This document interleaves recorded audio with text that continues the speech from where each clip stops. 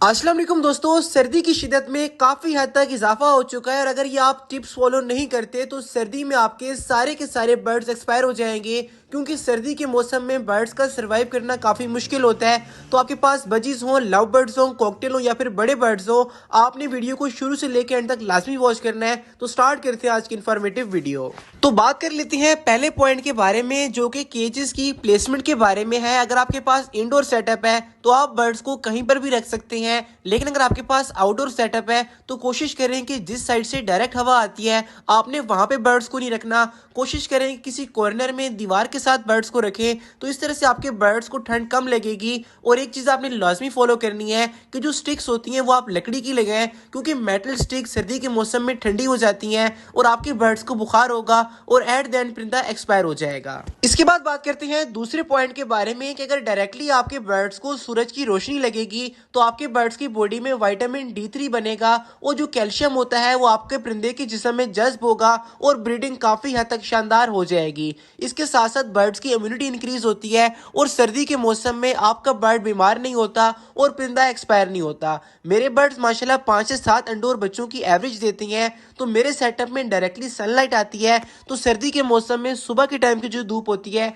वो आपने बर्ड्स को लाजमी लगने देनी है। इसके बाद बात करते हैं तीसरे पॉइंट के बारे में जो कि मोस्ट इंपोर्टेंट है कि सर्दी के मौसम में आपने बर्ड्स को पानी कैसे देना है। नंबर 1 पे आपने बर्ड्स को ठंडा पानी कभी भी नहीं देना और ना ही बर्ड्स को गर्म पानी आपने यूज करवाना है। रूम टेम्परेचर का जो नॉर्मल पानी होता है वो आपके बर्ड्स के लिए बेस्ट है। आपने क्या करना है कि सुबह के टाइम पे ताज़ा पानी अपने बर्ड्स को प्रोवाइड करें। और जो मिथ है कि रात के टाइम आपने केज में से पानी निकालना है या नहीं निकालना, ये मैं वीडियो के एंड में बताऊंगा, तो वो लाजमी चेक कीजिएगा। बाकी कोशिश करें कि सर्दी के मौसम में बर्ड्स को इस तरह के ड्रिंकर में पानी दें ताकि आपका परिंदा पानी पी तो ले लेकिन उसमें नहाए ना, तो सर्दी के मौसम में आपके बर्ड्स को काफ़ी बेनिफिट होगा। इसके बाद बात करते हैं चौथे पॉइंट के बारे में जिसको आपने लाजमी फॉलो करना है कि रात के टाइम आपने केजेस को कवर जरूर करना है। अगर आपके पास इंडोर सेटअप है यानी कि आपने कमरे में बर्ड्स रखे हैं तो सिंपली मोटे कपड़े से कवर कर देंगे तो ये आपके बर्ड्स के लिए बेस्ट होगा।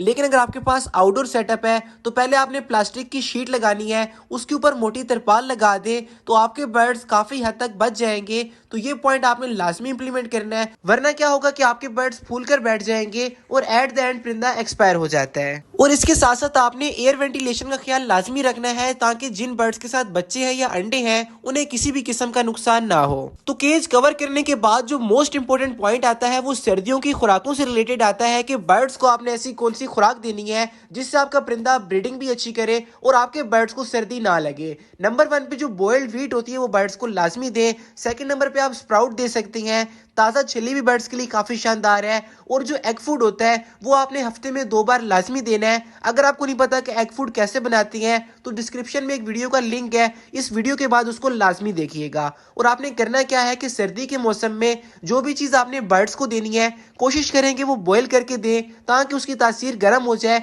और आपके बर्ड्स को डबल बेनिफिट मिले। इसके बाद बात कर लेते हैं छठे पॉइंट के बारे में जो कि मोस्ट इंपोर्टेंट है। अगर आपके पास सर्दी ज्यादा पड़ती है तो आपने हीटर का या बल्ब का इस्तेमाल करना है। अगर आपके पास आउटडोर सेटअप है तो आप इस तरह के जैपनीज हीटर लगा सकते हैं। कभी भी आपने आग वाला हीटर नहीं लगाना वरना आपके सारे बर्ड्स एक्सपायर हो जाएंगे। होता क्या है कि रात के टाइम अगर गैस चली जाती है और फिर से गैस आती है तो जो नॉर्मल हीटर होता है उसमें से गैस लीक होती रहती है और सारे बर्ड्स एक्सपायर हो जाते हैं। लेकिन इस तरह के जो ऑटोमेटिक जैपनीज हीटर होती हैं इनमें अगर इलेक्ट्रिसिटी का या गैस का कनेक्शन कट होता है तो ये फुली बंद हो जाते हैं और परिंदों को नुकसान नहीं होता। 10 से 12 हज़ार की रेंज में ये हीटर आता है। अगर आपके पास प्रॉपर सेटअप है तो इसका इस्तेमाल लाजमी करें, वरना के जो 100 वाट के बल्ब होते हैं वो आप 2 से 3 सेटअप में लगा देंगे तो आपके बर्ड्स को काफ़ी सारी हीट मिलेगी। और जिनके पास इंडोर सेटअप है उनको ये लगाने की ज़रूरत नहीं है, लेकिन बल्ब लगाने से आपके बर्ड्स को काफ़ी अच्छा फील होगा।